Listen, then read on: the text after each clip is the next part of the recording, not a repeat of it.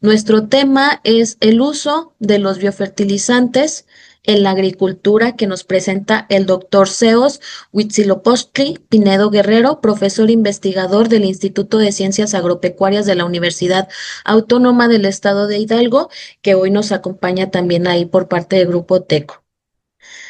El Zeus Huitzilopochtli Pinedo Guerrero es originario de Zacatecas, México, es ingeniero agrónomo, maestro en ciencias en horticultura y doctor en ciencias en agricultura protegida. Actualmente se desempeña como profesor investigador en el Instituto de Ciencias Agropecuarias de la Universidad Autónoma del Estado de Hidalgo, donde imparte asignaturas relacionadas con la producción de hortalizas y la agricultura protegida. Miembro del Sistema Nacional de Investigadores, ha enfocado su trabajo académico en el estudio de bioestimulantes, microorganismos benéficos, nanotecnología y manejo post cosecha, contribuyendo a la generación de conocimiento aplicado a la productividad agrícola sustentable. Ha dirigido tesis de licenciatura y posgrado, apoyando la formación de nuevas generaciones de especialistas en agronomía. Además de su labor docente e investigadora, el doctor Pinedo Guerrero participa en procesos de extensión rural, ofreciendo asesoría técnica a productores en comunidades de Zacatecas e Hidalgo. De manera complementaria, asesora actualmente a productores de hortalizas bajo condiciones de invernadero, fortaleciendo la transferencia de conocimiento y la aplicación práctica de tecnologías sustentables en la producción hortícola nacional. Su trayectoria refleja un compromiso creciente con la innovación agroalimentaria y con el desarrollo del campo mexicano, integrando ciencia y práctica en beneficio de la agricultura protegida y sostenible. Entonces, con una gran experiencia, hoy recibimos al doctor Zeus. Muchas gracias, doctor, por acompañarnos. Bienvenido y le cedo los controles. Lo escuchamos muy atentos. Ok, muchas gracias. Gracias a todos, a la FAC por la invitación y a Grupo Teco. Gracias a que coincidimos, estamos ahorita dando esta pequeña plática. Y a todos los asistentes, creo que hay bastantitos, vamos a ver que esperemos si les guste la plática. Como les comentaron, vamos a ir haciendo preguntitas a la mitad para que todas sus preguntitas vayan poniendo en el chat. Si gustan, en cuanto queremos empezar, pues gustan poner la presentación.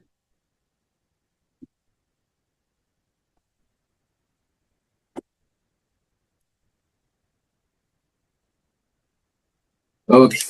Entonces, normalmente todas mis ponencias me gusta iniciarlas haciendo una pregunta sencilla. Aquí, ¿cuál creen que va a ser el mayor reto de la agricultura en los próximos 25 años? Damos un pequeño espacito y vamos viendo en el chat a ver qué nos comenta.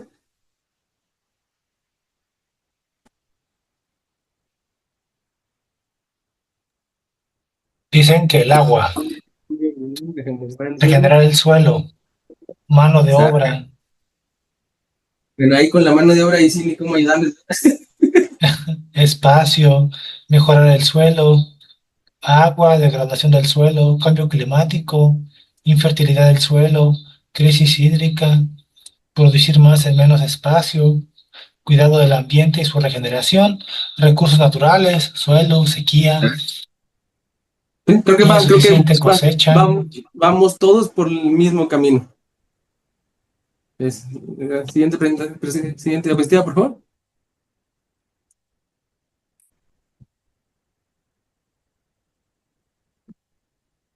Exacto. Como vimos, la mayoría de lo que comentaron es pues, lo que traíamos.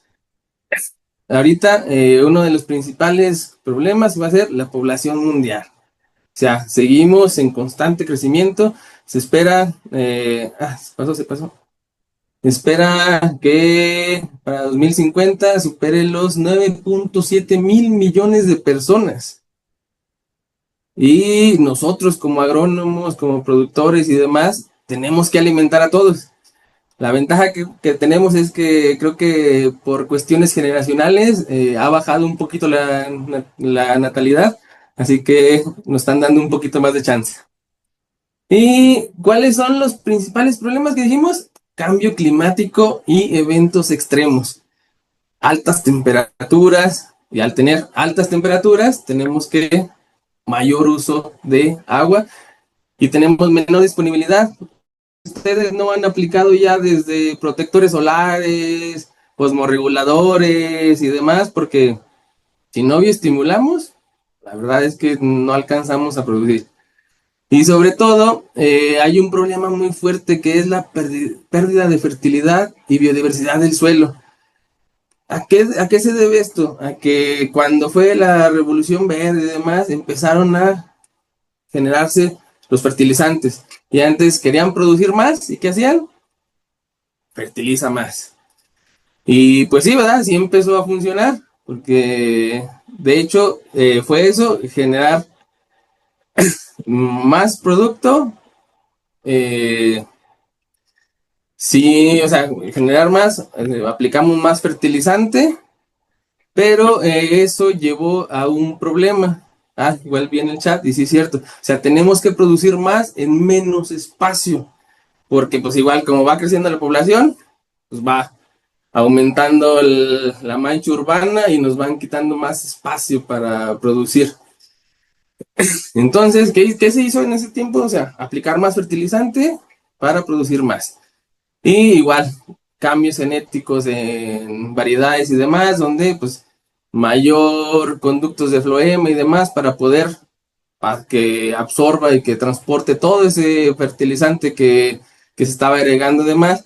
Pero esto nos llevó a un problema muy fuerte, la pérdida de la fertilidad. ¿Por qué? Porque el aumento de la aplicación de los fertilizantes genera algo que conocemos como salinidad. Hay que enfatizar que salinidad no es lo mismo que sodicidad. O sea, ya sodicidad ya es un problema de sodio. En algunos casos puede ser que su análisis de suelo les diga que tienen alto contenido de sales, pero, o sea, algunas veces vienen siendo sales buenas, o sea, desde fertilizantes que hemos ido agregando y que se han ido fijando ahí en el suelo. Hay que tomar bien en cuenta esta parte de que la fijación de los elementos en el suelo. Entonces, ¿cuál es lo que nos puede ayudar? Pues los biofertilizantes.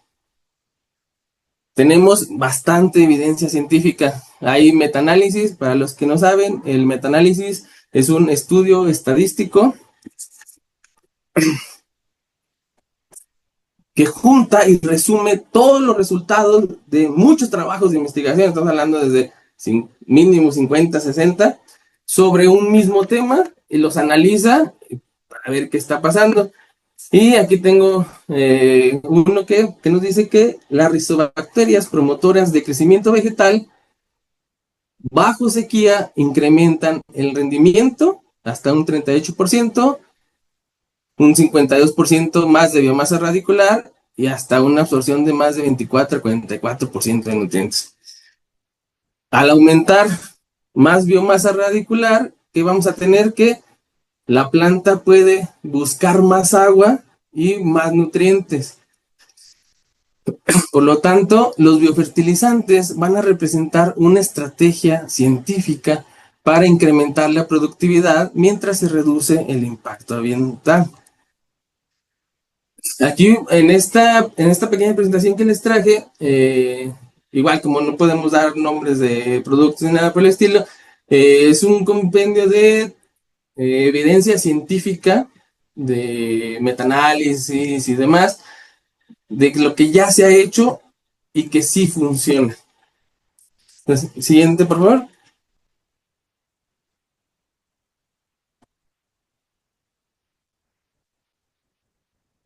Y pues nos surge una pregunta lógica, ¿verdad? ¿Qué es exactamente un biofertilizante? No hay que confundirlo porque luego hay una idea equivocada muy común. Muchas personas creen que un biofertilizante es simplemente un fertilizante orgánico y eso no es correcto. Un biofertilizante no es un nutriente, es un organismo vivo. La diferencia parece que es pequeña, pero cambia completamente la manera en que debemos entender estos productos. O sea, al de hablar de fertilizantes orgánicos, nos referimos a que, de hecho, me imagino que algunos de ustedes ponen desde estiércoles, compostas, que lumbrihumos y demás, violes y todo eso, esos vienen siendo fertilizantes orgánicos. Los biofertilizantes, como dijimos, van a ser microorganismos vivos. A diferencia de los fertilizantes químicos, que estos vienen siendo sales minerales, es una nutrición que podríamos llamar inmediata, dependiendo, ahí va a depender mucho de cuál es la fuente y cómo se aplica, pero ¿cuáles son los problemas que tenemos? Alta lixiviación, mayor impacto ambiental, o sea, por ejemplo, imagino que todavía hay algunos que aplican desde urea. La urea, si la aplicamos y no la cubrimos con suelo, ¿qué va a pasar? Ya desde ahí ya estamos perdiendo un 40% de ese fertilizante. ¿Por qué? Porque se va a volatilizar, se convierte en gas y se pasa a la atmósfera. Luego, al tener alta lixiviación, ¿qué vamos a encontrar? Que contaminación de mantos acuíferos, de ríos y demás. Y luego, y si dicen, pues eso a lo mejor ni me afecta mucho y demás, pero ¿qué tal si, por ejemplo, van a Cancún y luego andan batallando con el sargazo y demás? Pues el sargazo también viene desde un problema de que la alta lixiviación de, sobre todo de fertilizantes nitrogenados, de que pues muchas de las corrientes de agua terminan en el mar, ese nitrógeno llega a las corrientes marítimas y luego vamos y fertilizamos el sargazo y luego ya no podemos ni estar nadando, ¿verdad, Augusto? Entonces, los biofertilizantes, como dijimos, son microorganismos vivos. Estos los vamos a agrupar tenemos grupos principales como Azospirillum, Azotobacter, Rhizobium, Bacillus. Estos son bacterias, y de hongos tenemos hongos como Tricoderma y hongos micorrízicos. Estos van a llevar procesos biológicos. ¿Se acuerdan cuando les comenté de que teníamos fijación de sales? Pues estos nos van a hacer esos procesos biológicos donde van a hacer una liberación gradual de estas sales que tenemos en el suelo. Le llamamos agricultura, nos sirven para una agricultura regenerativa. Hagan de cuenta que cuando tenemos una sal fijada en el suelo, siempre me gusta comentarlo así. Hagan de cuenta que es como si quisieran hacer una carne asada. Bueno, como soy del norte, pues acá en el norte es muy común la carne asada, ¿verdad? Cada fin de semana. Por lo tanto, cuando quieren hacer una carne asada, ¿qué van y hacen? Van y compran la carne. Por ejemplo, si van a lugares como Walmart, Soriana y demás, luego tienen carne congelada. Hagan de cuenta que esos son los nutrientes. O sea, ustedes tienen la carne, pero pues, ¿se la pueden comer así? Pues no, ¿verdad? Por lo tanto, eso sería como una sal, y la planta pues también está fijada en el suelo, está entre las arcillas, no la va a poder tomar la planta. Por lo tanto, ahí es donde entra los biofertilizantes. ¿Qué es lo que van a hacer? Es poner disponible esa sal. ¿Qué van a hacer? Van a descongelar la carne, van a poner su salecita, pimienta. Bueno, en el norte así solemos, sé que en muchos lados les ponen más cosas. Y ahora sí la van a asar para que la planta, bueno, para que ustedes se la puedan comer. Eso es lo que hacen los biofertilizantes. Los van a tomar las sales fijadas en el suelo para que la tomar de forma fácil. Por lo tanto, los biofertilizantes van a mejorar la eficiencia de los nutrientes activando procesos naturales del suelo. Siguiente, por favor.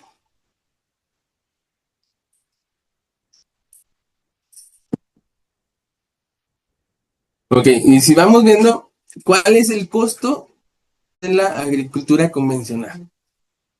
Empezamos como dijimos, se empezó a meter más fertilizante y por lo tanto fuimos perdiendo la parte de suelo. En algunos casos, fertilizantes nitrogenados van a acidificar. Si acidificamos el suelo, ¿qué va a pasar? Va a haber una pérdida del microbioma. ¿Por qué? Porque todos los organismos que van a estar en ese suelo a ese pH no van a poder vivir, por lo tanto, se van a morir. ¿Y qué va a hacer? Pues ese suelo va a perder aún más de todas sus capacidades. Y sobre todo va a haber una disminución del carbono. Como dijimos ya, con el agua va a haber lixiviación de nitratos. Y por ejemplo, cuando tenemos ya problemas de sodicidad, ¿qué es lo que se hace? Normalmente movemos esas sales con agua. Gracias a que por las sales que son más pesadas, bueno, el sodio que es más pesado y demás, logramos que con el agua arrastrarlo y, como quien dice, eliminarlo de nuestra cama o de nuestra parte donde vamos a tener nuestra raíz. En Estados Unidos hubo un caso muy conocido donde llegaron a hacer casi agua de mar en un lago debido a que estuvieron ahí arrastrando un montón de sodio y esa agua llegaba a un lago que pues se dio un aumento muy significativo de sodio. Y pues es lo que le digo, vamos a llevar una contaminación de acuíferos. Y sobre todo en la atmósfera va a haber una emisión de nitrógeno. Este tiene una mayor huella de carbono. Me cuenta que, así como hemos escuchado que los gases de efecto invernadero, creo que el más conocido es el dióxido de carbono. Pues el nitrógeno es un gas de efecto invernadero mucho más, que tiene un efecto mucho más fuerte que el dióxido de carbono. Para los que no entienden un poquito de qué es el efecto invernadero, cuando la radiación llega del sol hacia el suelo, vamos a tener algo que llamamos albedo. Va a haber una parte que se va a absorber, ya sea en el dosel vegetal o en el suelo, pero una parte se refleja. Al reflejarse, se regresa a la atmósfera. Al regresarse, se topa con los gases de efecto invernadero y luego se cambia la longitud de onda y pasa a convertirse en calor. Por eso tenemos estos cambios climáticos y demás. O sea, la misma radiación es la que aumentamos el potencial de que genere calor esa radiación. Siguiente, por favor. El óxido. Entonces, ¿cómo nos pueden ayudar los biofertilizantes? Normalmente, creo que muchas de las personas pueden pensar que la mayoría de los fertilizantes lo único que hacen es fijar nitrógeno, porque, por ejemplo, productores de frijol ya saben que el frijol ya tiene bacterias que hacen unos nódulos y que esos nódulos nos fijan nitrógeno en el suelo. Por lo tanto, la mayoría creo que, y es más estudiado la parte de que fijan nitrógeno, pero también nos van a solubilizar fósforo, potasio, y aparte de esto, de la parte nutricional, sí, la salud del suelo, como activando defensas en la planta. A lo mejor han escuchado que existen algunos que fitovacunas, que licitores y demás, o inductores de resistencia como fosfitos y quitosano y demás. Pues estos microorganismos también van a activar esas defensas.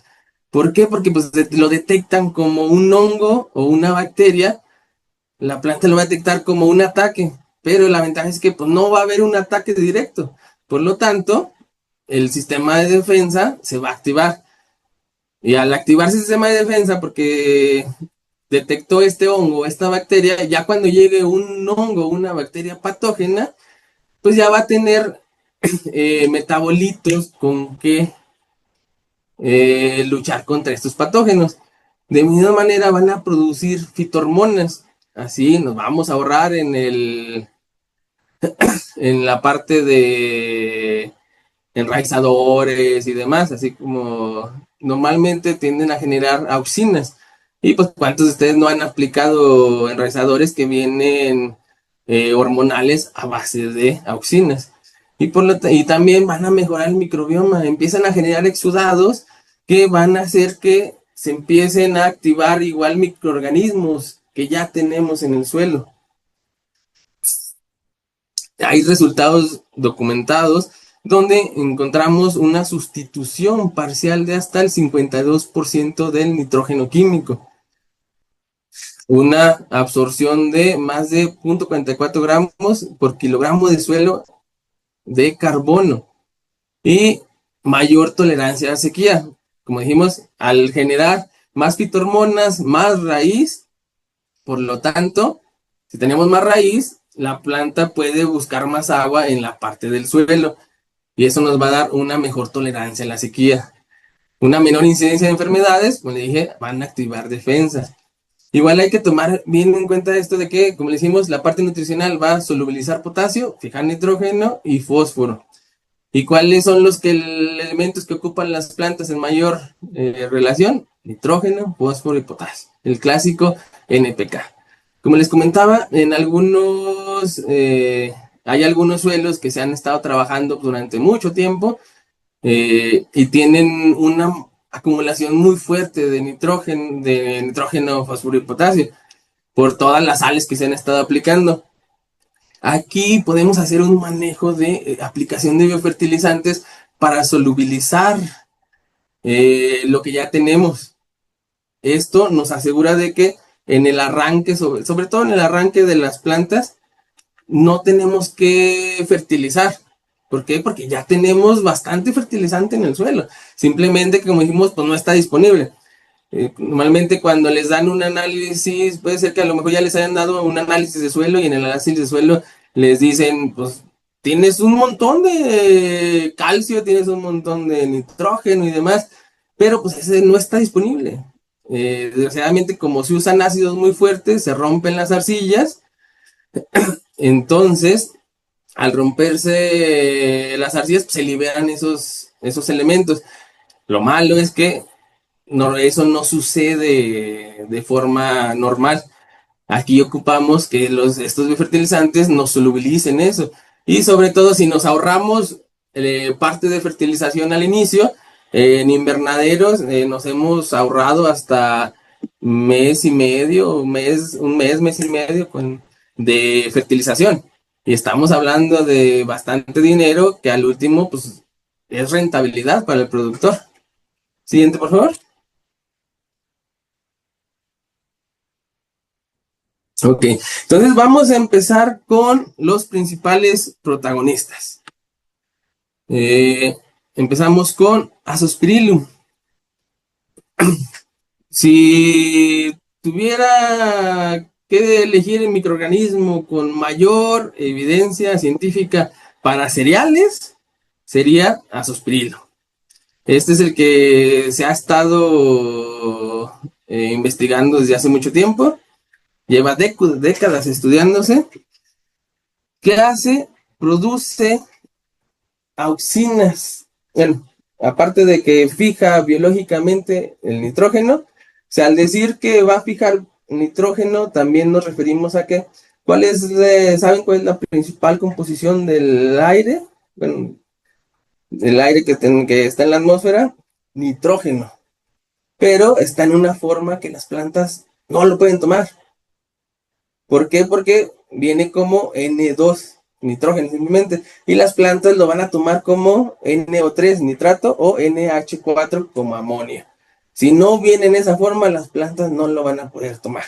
Aquí los microorganismos nos van a hacer una fijación del nitrógeno atmosférico en el suelo y sobre todo van a producir ácido indolacético. El ácido indolacético es una auxina. Si tiene a la mano alguien una botellita de enraizadores y demás, fíjense, y normalmente suelen tener 3 tipos de auxinas: ácido indolacético, ácido indolbutírico y ácido naftalacético. Pero principalmente siempre vienen con esos. Igual, entonces, el Azospirillum que nos va a ayudar a generar más auxinas, sobre todo para crecer. Esto va a ser para crecimiento de raíces. Si tenemos, como ya comentamos, si tenemos un mayor crecimiento radicular, va a haber una mejor absorción de agua. Se absorbe más agua y aparte, al estar ahí buscando más en las arcillas del suelo, pues vamos a tener una mayor eficiencia nutrimental. Este, como les digo, es uno de los biofertilizantes que tiene mayor respaldo científico en cereales. Va a modificar la arquitectura radicular, como dijimos, mediante la producción de auxinas, explorando más el suelo. Se ha encontrado en maíz y trigo que aumentos en rendimiento desde hasta un 21% en ambientes limitantes. O sea, cuando tenemos un estrés, llámese sequía, altas temperaturas, alcalinidad, sodicidad, como ya habíamos comentado. Y en lechuga igual tiende a aumentar hasta un 85% la fotosíntesis bajo hidroponía. Si aumentamos la fotosíntesis, vamos a aumentar sobre todo la generación de los fotosintatos. Los fotosintatos es lo último que vamos a tener en el esquemita de la fotosíntesis. Estos fotosintatos se requieren para varias cosas, desde crecimiento vegetativo, crecimiento reproductivo, almacenamiento, defensa. Entonces, si tenemos una mayor tasa fotosintética, vamos a hacer, y ya como hemos comentado, que luego tenemos un exceso de radiación, como les comentaba, ¿cuántos de ustedes no han aplicado protectores solares y demás? Si tenemos una mejor fotosíntesis, ya no vamos a ocupar meter ese protector solar, porque la planta va a poder tomar más radiación. Tomamos más radiación, tenemos más fotosíntesis, tenemos más fotosintatos, por lo tanto, esta planta va a crecer más y sobre todo, al tener más fotosintatos, como les dije, sirve para defensa. Si llegase a haber un problema de patógenos o algún otro estrés, la planta va a tener con qué defenderse sobre eso. Siguiente, por favor.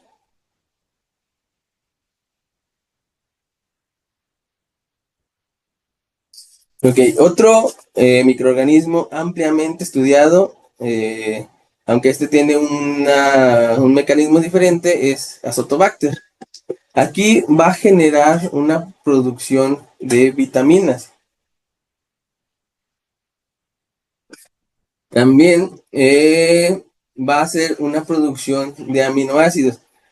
Acordémonos que necesitamos los aminoácidos para formar proteínas. Las proteínas van a generar desde estructura en las hojas, en frutos y demás, y aparte nos sirven para lo que viene siendo defensa. Cuando una planta se nos estresa, también vamos a tener la parte de que tiene que generar esas proteínas de defensa. Si tenemos una mejor producción de aminoácidos, pues vamos a tener que nuestra planta va a ser más resiliente hacia cualquier situación de estrés.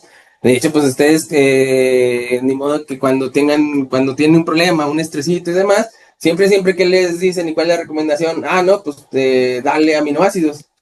¿Por qué? Porque pues estamos suplementando de manera exógena estos aminoácidos para que cuando la planta tenga cualquier situación de estrés, pues ya tenga ahí una buena reserva para generar estas proteínas o lo que tenga que generar, ya sea de defensa o demás, para superar este estrés. Igual va a generar producción de fitohormonas. Como dijimos, va a secretar hormonas de crecimiento. Ya hablamos de hormonas de crecimiento. La diferencia es que Azotobacter igual genera, no solamente genera auxinas, también genera citoquininas y giberelinas. Hacemos un pequeño recuento. Las citoquininas nos van a dar también una mayor división celular y las giberelinas una mayor elongación celular. Por lo tanto, vamos a tener un mejor crecimiento. Si tenemos que nuestra planta va a generar más células y las va a generar más grandes, o sea, va a ser mayor crecimiento, frutos más grandes, o en su caso, como lechuga, pues hojas más grandes. Como dije, por lo tanto va a generar un mayor crecimiento y si aumentamos el crecimiento, pues aumentamos rendimiento. Y al tener mayor producción de vitaminas y aminoácidos, pues también vamos a aumentar la calidad.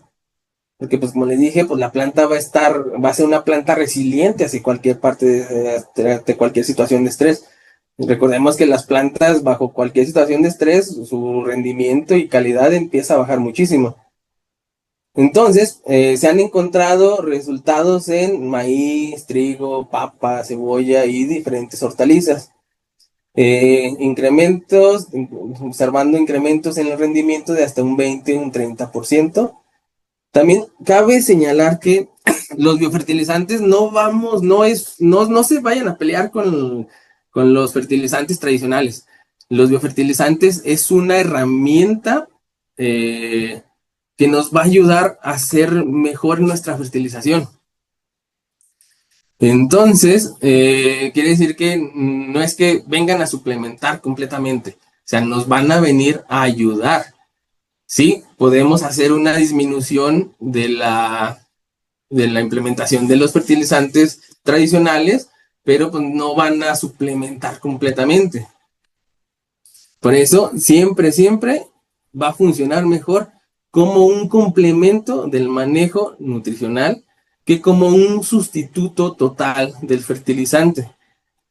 Adelante, por favor. Otro es el Rhizobium. Este tiende a generar interacción con la raíz y nos forma unos nódulos. No hay que confundirlos como con los ataques de nematodos y demás, porque igual generan nódulos. Aquí la diferencia es que, por ejemplo, en un ataque de nematodos tenemos la raíz y el nódulo está directamente dentro de la raíz. Aquí, cuando llega a la raíz, va a hacer una señalización en la planta, va a haber una expresión de genes que nos van a hacer un cambio en la estructura de los pelos radiculares. Esos pelos absorbentes que con los pelillos que vemos, esos se van a modificar para generar estos nódulos. Por eso hay que, si por ejemplo hicimos una aplicación o varias aplicaciones de Rhizobium y vemos ahí los nodulitos, no se vayan a asustar. No es ataque de nematos. Y se conoce por esa parte. O sea, como les digo, bueno, si tenemos aquí la raíz, un completo, cuando los nematodos van a generar el nódulo dentro de la raíz. Y el Rhizobium tenemos la raíz y el nódulo va a estar por fuera de la raíz. ¿Por qué? Porque modificó esos pelos absorbentes. No entra, como quien dice, directamente en la raíz como un nemato. Y entonces también genera una enzima que se llama nitrogenasa, que es una enzima clave para reducir el nitrógeno. Ese nitrógeno que tenemos en la atmósfera no lo va a fijar en el suelo. Y como les dije, ¿se acuerdan? Para que la planta pueda tomar nitrógeno, solamente los puede tomar como nitrato NO3 o como amonio NH4. Aquí lo que hace es la nitrogenasa fija el nitrógeno que tenemos en el aire y lo convierte a amonio. Igual hay que tomar en cuenta esta parte. Si lo convierte a amonio, por ejemplo, en cultivos como viene siendo la parte como lechugas, aquí nos puede echar la mano en esa parte. ¿Por qué? ¿Qué vamos a hacer? O sea, metemos Rhizobium, convertimos ese nitrógeno atmosférico en amonio y sobre todo pues disminuimos la fertilización nitrogenada, porque acuérdense que luego en las lechugas los nitratos es un problema, desde que no sé si les ha pasado de que luego tiene un exceso de nitratos, nos comemos una ensaladita y directo al baño, que nos dio diarrea. Y hay que tener cuidado porque eso, problema de nitratos, sí puede generar problemas muy fuertes en bebés, bueno, en niños y demás. Ahí, por ejemplo, si le dan a un bebé, sí podemos llegar hasta matarlo por la fijación, bueno, por el exceso de nitratos en las lechugas. Por eso, normalmente que en las fertilizaciones de nitrógeno, pues, ¿qué se genera? Bueno, cambiamos un poquito bajamos hasta un 15, 20, hasta un 25% de nitrógeno de la fuente nitrogenada y la cambiamos a amonio. No nos disminuye el crecimiento, no nos disminuye el rendimiento, pero nos baja este contenido de nitratos en las hojas para no generar problemas. Entonces, dijimos, la literatura que nos dice que se ha encontrado desde que el 68 al 84% del nitrógeno proviene de fijación biológica. La fertilización nitrogenada excesiva reduce la fijación. Hay que tomar bien en cuenta esto. Si por ejemplo, aplicamos Rhizobium y luego aumentamos nuestra fertilización nitrogenada, vamos a inhibir la fijación de nitrógeno atmosférico. ¿Por qué? Porque pues, se está dando una señalización entre Rhizobium y la planta. Te das cuenta que la planta le va a decir, oye, pues ocupo más nitrógeno. Y al Rhizobium le va a decir, no, sí, pues déjate te fijo nitrógeno y ya te lo doy de comer y ya tú me das aminoácidos y demás. Entonces, si suplementamos o fertilizamos más con nitrógeno, pues la planta va a decir, oye, pues fíjate, no ocupo nitrógeno, por lo tanto, pues ya no me fijes tanto y vamos a disminuir la efectividad del biofertilizante. Y sobre todo, como les dije, bueno, como les comentaba al inicio, que el frijol ya por naturaleza tiende a ver una interacción con rizobio. Por eso, pues vemos esos nodulitos en las raíces del frijol. Si hacemos unas rotaciones con leguminosas y luego, por ejemplo, metemos trigo, pues vamos a observar un aumento en los rendimientos. ¿Por qué? Porque pues se fijó más nitrógeno mientras estaba el otro cultivo y también vamos a incrementar el carbono orgánico y sobre todo la actividad microbiana del suelo. Este es uno de los pocos biofertilizantes con evidencia respaldada por múltiples metaanálisis. Entonces, como dijimos, Rizobio no solamente va a beneficiar tanto al cultivo hospedero como a los cultivos sembrados. Entonces, siguiente, por favor. Si quieren, aquí hacemos una pequeña pausa para preguntas de lo que hemos visto, porque vamos a empezar con otros microorganismos que ahorita ya vimos, como que dice la fijación y solubilización, y ahorita vamos a ver otros microorganismos que aparte de nutrición nos van a dar un biocontrol. Ok, doctor, muchas gracias. Sí, tenemos varias, algunas están mezcladas como con experiencias de aquí de los compañeros, de los colegas, también los participantes, que por ejemplo nos comentan, como técnico agrícola en Durango, el cultivo de frijol de temporal es clave, pero el estrés hídrico por la sequía es nuestro peor enemigo. En su experiencia práctica, doctor, ¿cuál ha sido el impacto del uso de microrrizas, glomus y bacterias del género Rhizobium o Azospirillum en el desarrollo radicular del frijol para tolerar la falta de agua y en qué etapa fenológica, siembra o primeras hojas ha visto el mayor éxito de inoculación bajo estas condiciones críticas? Bueno, el frijol, pues mira, como les dije, pues ya va a generar parte de Rhizobium. Aquí, fíjense que, pues bueno, si escucharon, si vieron parte de mi currículum, estoy un poquito más aparte de hortalizas, pero como normalmente cuando es temporal, la mejor aplicación va a ser al inicio. Cuando empanizamos ahí la semillita y luego la sembramos, va a ser una de las mejores aplicaciones, sobre todo porque es temporal. Igual como es frijol, vamos a hacer por extensión. Creo que se dificulta un poquito más la parte de pues, seguir con su bombita y drencharle y demás, pero pues también se puede aplicar. Sobre todo, aquí el mayor beneficio va a ser al inicio para germinación y luego podemos reforzar en crecimiento vegetativo. ¿Por qué? Porque pues ahí es donde vamos a tener una mayor generación de biomasa desde aérea hasta radicular. Ya cuando empezamos a generar ejote y demás, ahí ya se le cambia un poquito el chip a la planta y ya no vamos a tener como tanto un efecto tan significativo porque ya la misma planta ya no va a generar más raíz.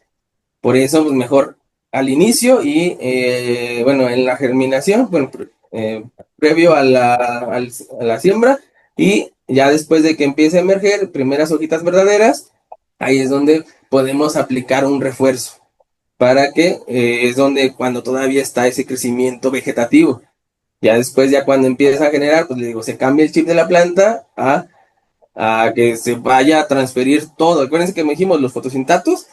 Ahí es en el crecimiento vegetativo es donde vamos a hacer esa acumulación de fotosintatos. Ya cuando empieza a generar el ejote y el llenado, ahí lo único que hace la planta es transferir esos fotosintatos hacia la semilla. Por lo tanto, ahí ya no vamos a tener como que un efecto tan significativo porque ya la planta ya no va a estar generando raíz. Por eso es mejor al inicio. Ok, doctor, muchas gracias también. Aquí tenemos un complemento que dice que en varias regiones agrícolas de Durango enfrentan problemas de suelos con pH alcalino o calcáreo que bloquean el fósforo y quiere saber si existen experiencias exitosas con bacterias solubilizadoras de fósforo en ese tipo de suelos y cuál es la ventana de aplicación ideal para que el cultivo se aproveche máximo. Pero aquí, para que los hongos y bacterias puedan establecer correctamente, ahí vamos a tener un pequeño problemita con la parte del pH, ¿verdad? Aquí nos podemos ayudar con lo que viene siendo probióticos o en su caso melaza para ayudar a que, o si no, ácidos húmicos y fúlbicos, para que nos ayuden a que los microorganismos se establezcan de forma correcta. Igual hay que tomar en cuenta de que ocupamos humedad. Si no hay humedad, varios de los biofertilizantes no van a tener como que un efecto tan significativo. Si, si es en temporales, pues sería como que el momento óptimo es cuando empiecen los temporales, ¿verdad? Que vaya a haber humedad para que los microorganismos se puedan establecer. Pero sí, aquí sí hay que ayudar con la parte de darle una ayudita al microorganismo para que se establezca. Ya les dije, uno de los casos es melaza, ahí hay que tener bueno, con melaza hay que tener un poquito de cuidado porque igual melaza nos ayuda a que proliferen patógenos. Por eso si podemos usar probióticos, pues mejor probióticos. Ya hay varios productos comerciales que eh, usan probióticos para ayudarnos a que los microorganismos se establezcan mejor. Aquí pues la ventaja es que por enlaces no le van a dar como que ese plus, esa energía, ese alimento a los patógenos, simplemente a los benéficos. Ok, gracias, doctor. Aquí también nos preguntan que qué cantidad de microorganismos se requiere aplicar para mantener una buena fertilización en un cultivo de maíz o frijol y qué se debe considerar para el efecto sea eficiente. Ok, dosis va a depender igual de la concentración del producto que vayamos a aplicar, pero ya si ya dosis van desde cuando viene muy concentrado en unidades formadoras de colonias, desde medio kilo a 1 kilo por hectárea y si no de 1 a 2 kilos por hectárea. Como les comentaba, la parte de humedad, si son temporales, aplicarlos sobre todo al inicio, ahí sí podemos meter una al inicio y cuando empiece el crecimiento vegetativo, podemos poner un refuerzo. Y sobre todo, si vemos que hay humedad en el suelo, pues ahí ya podemos meter uno más, porque, les digo, ocupamos la parte de humedad. Si Bien, no doctor, tenemos muchas humedad, gracias. pues no se va a establecer de forma correcta. Ok, y en el caso, doctor, de áreas impactadas por incendios forestales o talas masivas en la sierra, ¿es viable aplicar biofertilizantes para reactivar la microbiota del suelo antes de iniciar las jornadas de reforestación? Ah, claro, porque ¿qué va a pasar? Que cuando tenemos una quema, ¿qué es lo principal que va a quedar ahí? Carbono. Igual, lo malo es que, por ejemplo, el calor pues, nos va a quemar. Ahí va a depender igual el tipo de suelo, porque pues el fuego, el calor, pues nos va a matar como que cierta parte de los microorganismos en el suelo. Ahí, pero la ventaja que tenemos es eso de que nos va a dar carbono. Ese carbono por la parte estructural de todas las plantas que se quemaron y demás, ese carbono nos va a ayudar a que esos biofertilizantes se establezcan de mejor manera. Ok, muchas gracias, doctor. Eh, dice, bueno, nos preguntan que si qué microorganismos o fertilizantes se podrían usar en suelos donde hubo espárrago cultivado, ya que después de varias cosechas, cuando se deja el terreno, no se puede volver a cultivar espárrago y se cree que tiene que pasar más de 10 años para poder volver a sembrar, es lo que nos comentan aquí. Ok, bueno, con espárrago, por la zona en donde me he desarrollado, no tengo como tal una experiencia, pero por lo que comentan, al parecer el espárrago es una planta muy desertificadora. Bueno, ahorita eso vamos a hablar un poquito más adelante, porque aquí ahorita nomás le estoy dando así el uno por uno para dar una idea, pero lo mejor es meter compendios de microorganismos. Y ahí, pues lo ideal es compendios de microorganismos y sobre todo ahí sí podemos ayudar con melazas y demás para que nuestros microorganismos empiecen a establecerse de mejor manera y que empiecen a mejorar ahí la microbiota. Ahí, por ejemplo, sería, si no se puede sembrar después de varios años, pues sí es una desertificación muy fuerte. Por lo tanto, pues sí sería varias aplicaciones para ir generando esa microbiota del suelo. Gracias, doctor. Aquí veo algo un poquito más técnico que dice, yo evalué a Suspirillum brasilensis más a Azobacter vinelandi contra Rhizopagus intradrices más Bacillus subtilis. Dice que le dio mucho mejor resultado Rhizopagus, pero a Suspirillum le dio un menor desarrollo foliar y menor cantidad de biomasa, que si usted podría saber o deducir un poquito qué sucedió porque tuvo menor eficiencia Suspirillum. Ok. A ver, fue Bacillus y Rhizobium, ¿no? ¿Cómo? Ajá, se evaluó dos, se evaluó a Suspirillum brasilensis más Ujú, Azobacter vinelandi contra Rhizopagus intra, in- intraradices más Bacillus subtilis. Dice que dio un mejor resultado Rhizopagus, ujú. pero dio un menor desarrollo foliar y menor cantidad de biomasa. Ok. ¿Por qué? Pero aquí, ¿Por qué? Ajá. aquí igual, pues tendríamos que ver cuál fue también los factores externos que estuvieron ahí presentes. Porque, por ejemplo, como ahorita vamos a hablar, Bacillus igual aumenta, bueno, induce resistencias, a lo mejor ahí hubo algún, no sé si hubo algún problema de patógenos o algún problema de estrés muy fuerte o demás, que por eso se mejoró un poquito más la parte con el Bacillus y demás. Ok, los factores fue bajo invernadero. ¿En qué cultivo fue? Aquí dice que fue maíz.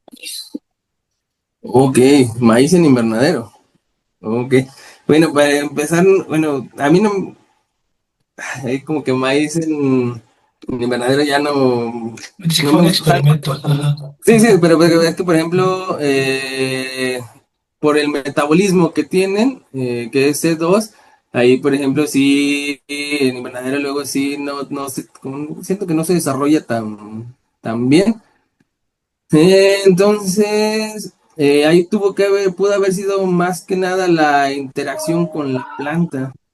En medidas de humedad y de humedad no se fertilizó.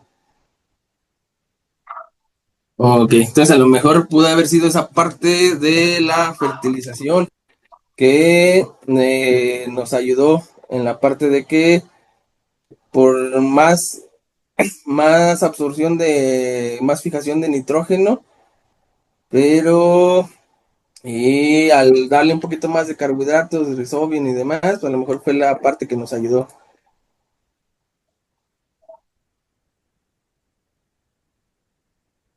Ok, entonces, vamos a leer una más y seguimos, ¿va? Ok. Sí, dice, como técnico ganadero, atiendo zonas de agostadero muy degradadas por el sobrepastoreo. ¿Existe experiencia usando biofertilizantes por aspersión o inoculación de semillas para acelerar la recuperación y el enraizamiento de pastos nativos como el navajita en suelos áridos? Bueno, esa parte sí no tengo experiencia, pero debido a toda la literatura, pues sí nos debería de dar un mejor efecto. Ok, doctor. Después seguimos y después seguimos leyendo más preguntitas. Ok, bueno, entonces seguimos con Bacillus, que como dijimos, este es un microorganismo multifuncional. debido a que va a movilizar nutrientes, produce fitohormonas y va a proteger la planta contra hongos fitopatógenos mediante lipopéptidos antifúngicos. Siguiente, por favor. Entonces, por ejemplo, Bacillus nos va a solubilizar fósforo, potasio y sobre todo también va a movilizar zinc. Entonces, si se fijan, bueno, creo que también esto nos ayuda a contestar un poquito la pregunta que nos hacían de lo del maíz. Si movilizamos más zinc, vamos a tener una mayor generación de raíz. Aparte de que produce más auxinas, al movilizar más zinc, vamos a tener que por el zinc, por la vía del triptofano, igual nos va a generar más ácido indolacético por la parte de solamente por el zinc.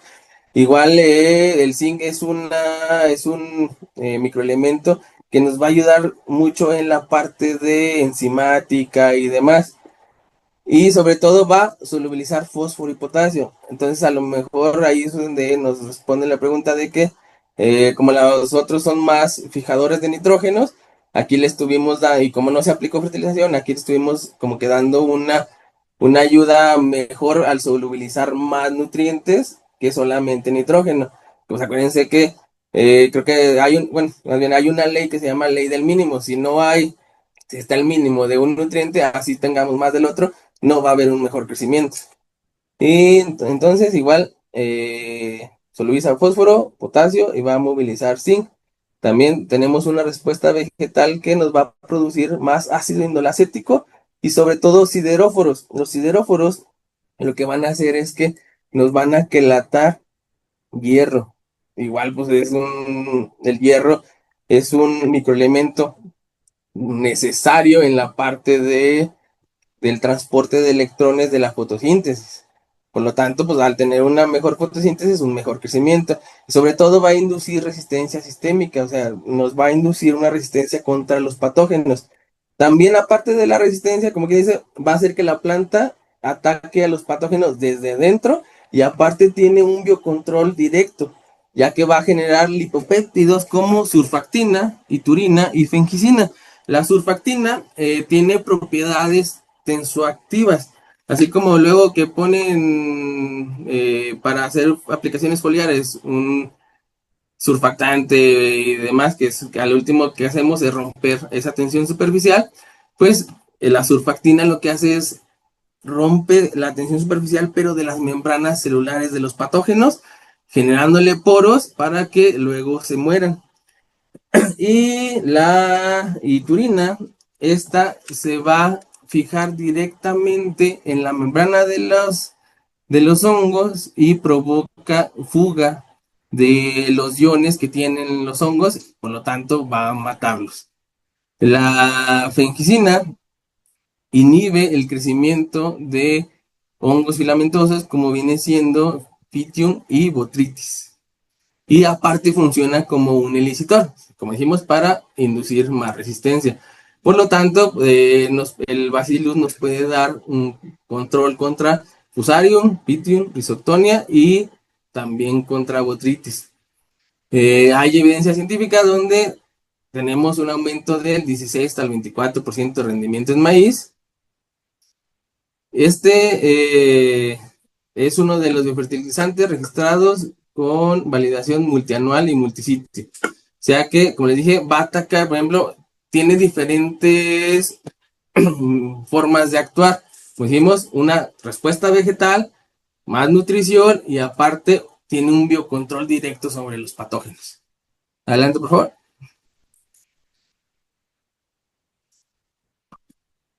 Otro que lo más seguro es que ya lo hayan escuchado, tricoderma, que viene siendo el guardaespaldas de las raíces.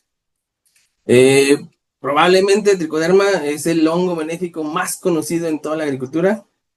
Durante muchos años se ha estudiado, aunque solamente se estudió como un agente de control biológico, pero pues se ha encontrado que pues, tiene más efectos, bueno, más beneficios. La ventaja que tiene tricoderma es que va a colonizar rápidamente la rizósfera. Y establece, este es muy, se reproduce muy rápido y es muy, como que dice, muy comelón. Por lo tanto, establece una competencia muy intensa contra los hongos fitopatógenos. Esto lo hace mediante varios mecanismos, genera antibióticos naturales, genera microparasitismo directamente sobre hongos fitopatógenos. Este igual le va a ayudar, le va a robar el hierro a los hongos fitopatógenos. ¿Y qué va a hacer? Pues al quitarle el hierro, pues los mata. Compite directamente por espacio y nutrientes. Y aparte también, como les dije, normalmente se había encontrado de que solamente como protector y demás, pero no, pues también genera una mayor producción de auxinas y mayor desarrollo radicular. También induce resistencia sistémica. Ah, si te puedo regresar un poquito que se me olvidó comentarles, enseñarles una imagen. ¿Otro, por favor? Aquí, si miran, este es un invernadero que tenemos aquí en la universidad. Como ven, solemos tener un problema muy fuerte con inundaciones. Y si ven, las inundaciones empezaron casi desde el trasplante, fueron como una semana, 2 semanitas después de trasplante y empezamos con la parte de inundaciones. Cabe señalar de que en este invernadero, como soy responsable de él, solamente la primera vez que me lo dieron, que viene siendo hace como un año y medio, ahí sí desinfecté.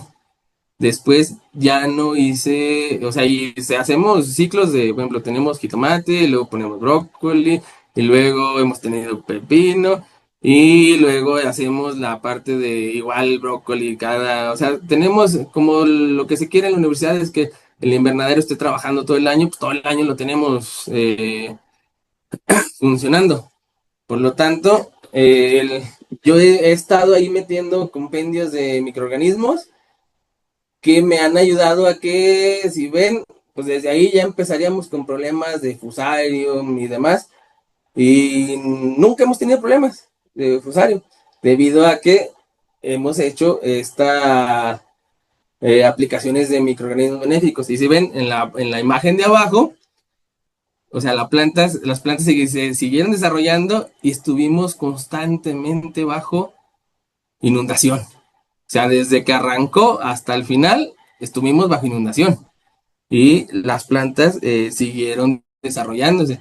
¿Qué hacíamos? Ahí hacíamos aplicaciones de cada 15 días, en algunos casos cuando estaba medio fuerte la inundación, de microorganismos benéficos. Aquí hacíamos uso de tricodermas, usamos un producto que trae 4 tipos de tricodermas y uno de bacillus. Hacíamos la mezcla y los metíamos vía drench cada 15 días. Y luego, bueno, hacíamos una aplicación, dice 2 aplicaciones de eso, y luego en la siguiente aplicación metí un compendio de microorganismos y luego seguimos con Trichoderma bacillus y luego un compendio de microorganismos y así nos lo hemos llevado hasta que ahorita que, gracias a Dios, ya se bajaron un poquito las lluvias, pues ya no tuvimos ese problema de inundación y ahorita pues, ya la planta ya se va desarrollando mejor. Pero eso fue lo que nos ayudó, la aplicación de estos para hacer el biocontrol de patógenos. Y aparte de que, porque al estar bajo inundación, ¿qué va a pasar? Que el oxígeno se termina. Al terminarse el oxígeno, ¿qué se muere primero? Pelos absorbentes. Y al morirse ahí, pues se pudren y esto va a generar entrada hacia los patógenos. Se dan cuenta que le abrimos la puerta a los patógenos para que entren directamente. Por eso, por lo tanto, ahí hicimos las aplicaciones. Normalmente cuando tienen eso y los técnicos le van a decir, va, pues aplica un metalaxil y lo demás sobre todo para control de fusario. Y aquí les dije, nos fuimos puro tricoderma, puro bacillus y las plantas. Solamente pues las primeras 2, 3 plantitas del inicio de la cama, que pues es así, pues simplemente porque la raíz se pudrió por tanto agua, pues fueron las que perdimos un poquito más, pero la mayoría de las plantas se mantuvo. Ahora sí, nos regresamos. Es que quería hacer esa pequeña pasito. Adelante. Ok. Seguimos con Pseudomonas. Es el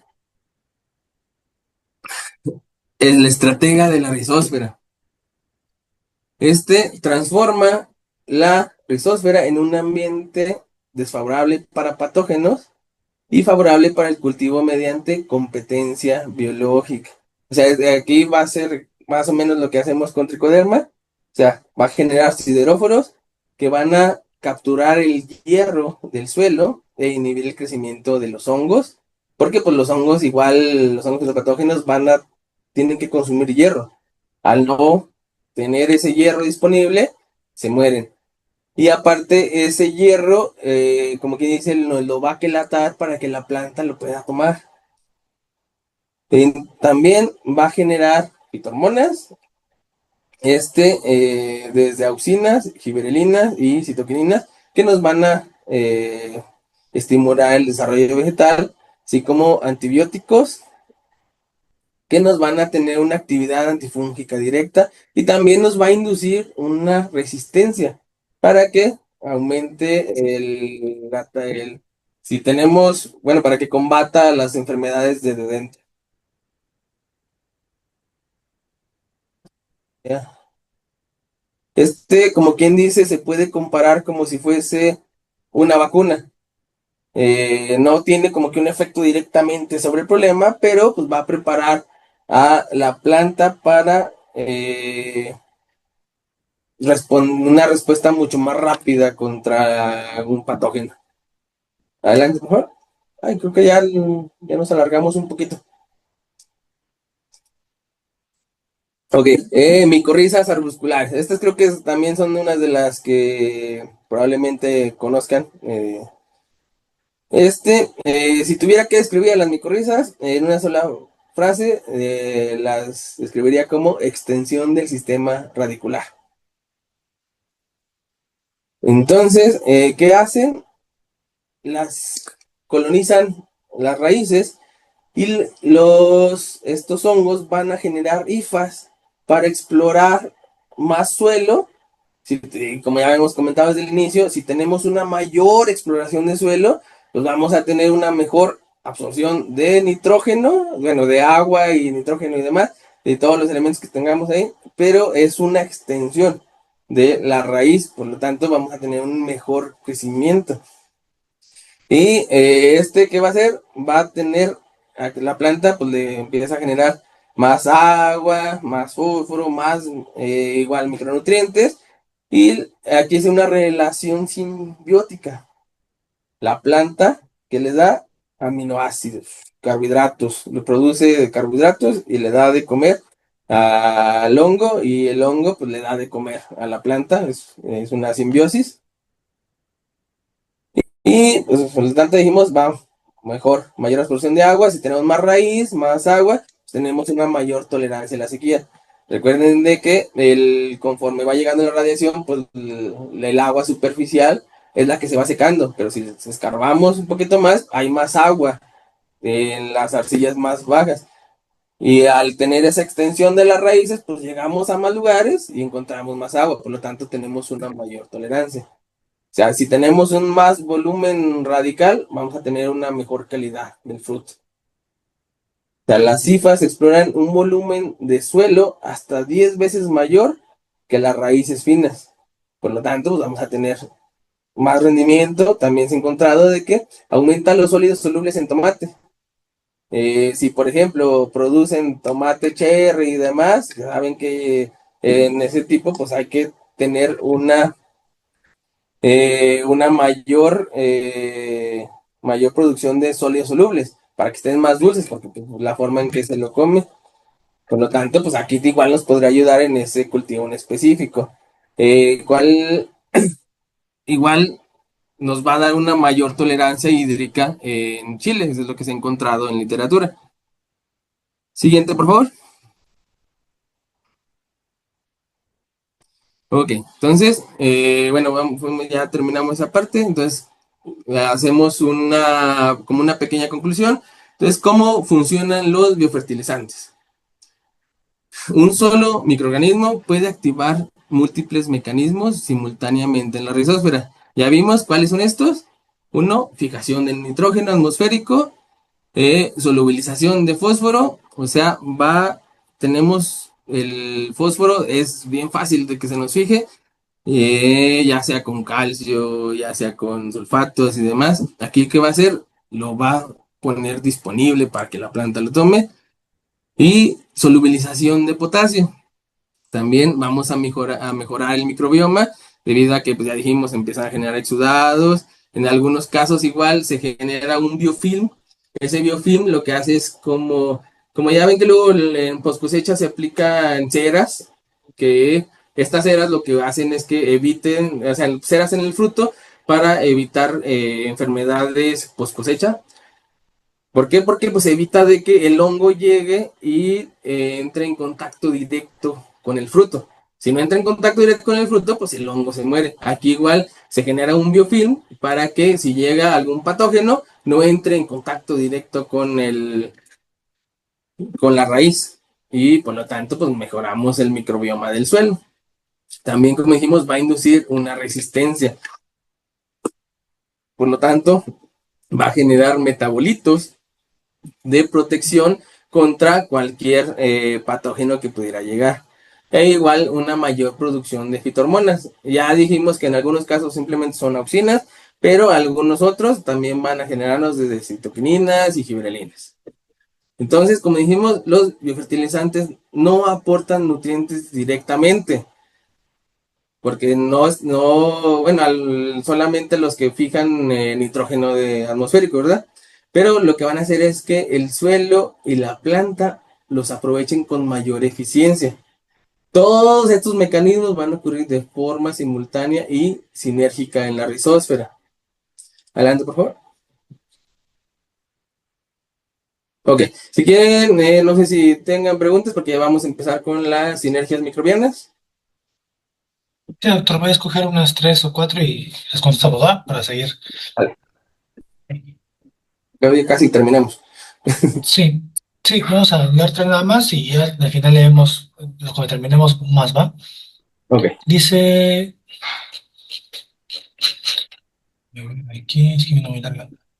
Dice, ¿qué recomendarías para el control de marchitez en agave, bacillus o tricoderma, considerando que es un cultivo de temporal? Como les dije, los dos. Una Una combinación de ambos, porque como ven, tienen diferentes mecanismos de acción. Uno, pues crece agresivamente, le va a ganar espacio y los dos, bueno, y los dos van a inducir, el bacillus nos va a inducir una resistencia. O sea, por ejemplo, ya con el bacillus lo atacamos desde dentro, con tricoderma igual, atacamos desde fuera, le quitamos el hierro para que se muera y le ganamos espacio. Y igual Bacillus, pues igual va a tener un efecto con los sideróforos para atacarlo directamente. Pero, de hecho ahí viene la presentación. Para un biocontrol es combinar Bacillus más tricoderma, porque vamos a atacar a los patógenos por múltiples frentes. Muy bien, doctor. Dice, ¿qué tanto afectan las aplicaciones de plaguicidas, fungicidas, bactericidas, químicos a los biofertilizantes cuando las primeras, o sea, las bueno, los biofertilizantes son aplicados in drench?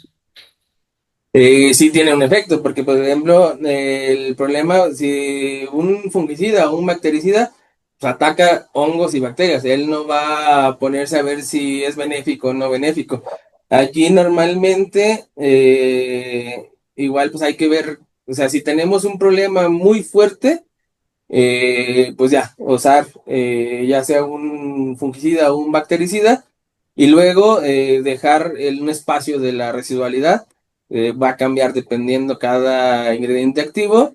Ya una vez que tengamos ese espacio de residualidad, porque como matamos todo, normalmente lo que hacemos es matamos todo y pues ya luego se nos vuelve a enfermar porque matamos igual los microorganismos benéficos que tenían ahí y que probablemente tenían un poquito más a raya esos patógenos. al meter la parte de fungicidas o bactericidas, matamos todo, les digo, después del tiempo de residualidad que va a depender de cada ingrediente activo, ahora sí volvemos a hacer una inoculación. ¿Por qué? Porque queremos que, como ya no tenemos, como dicen, nada en esa parte del suelo, pues mejor meter microorganismos benéficos para que estos se empiecen a reproducir y que no se empiecen a reproducir patógenos. Porque si no hacemos esta aplicación posterior al uso de fungicidas y bactericidas, pues vamos a generar de que luego los patógenos de que van a estar ahí se empiecen a desarrollar y los patógenos se desarrollan, desgraciadamente los patógenos se desarrollan más rápido que los benéficos. Por eso pues ahí tenemos que darle una ayudadita. La ventaja, ahí sí por ejemplo ya podemos usar melaza. Pues les dije que luego melaza le da de comer igual a organismos patógenos, pero como en este caso ya los matamos, por lo tanto podemos ya hacer una aplicación de melaza más organismos benéficos para que llenar esa parte del suelo con microorganismos benéficos. Ok, doctor, muy bien. Vamos a leer una más y seguimos. Y si quiere tiempecito, leemos más, ¿va?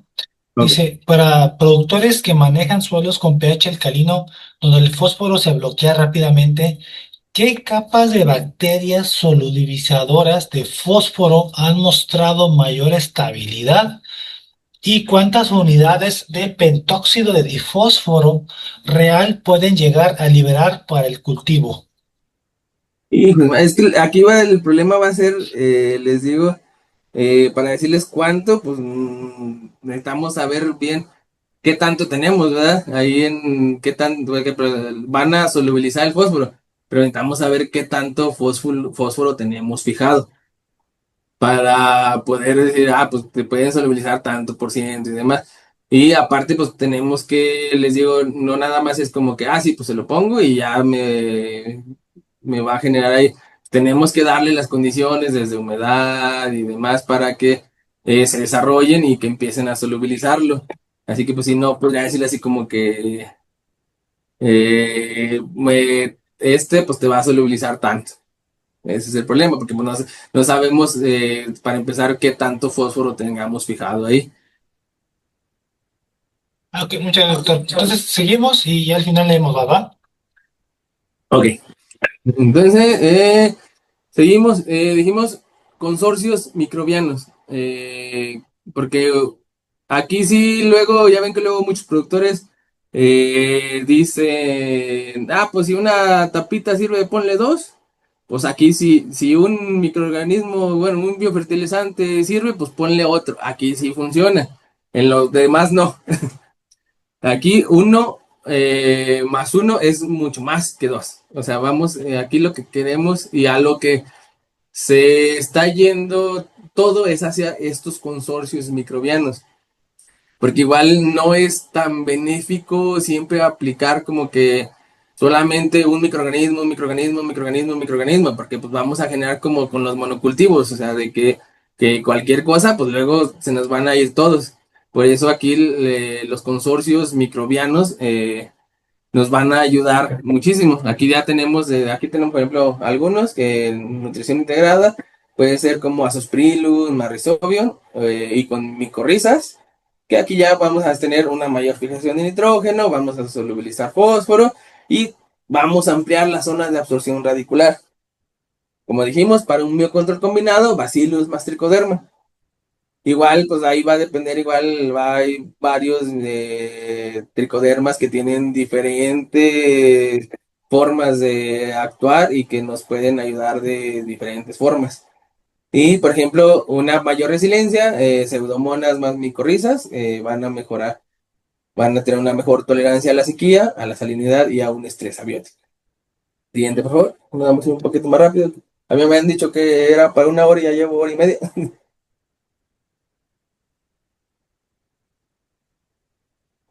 Siguiente, por favor. Ok, bueno, vamos a ver estrategias de aplicación. Aquí, como les dije, vamos a tener diferentes formas de aplicar. Uno es,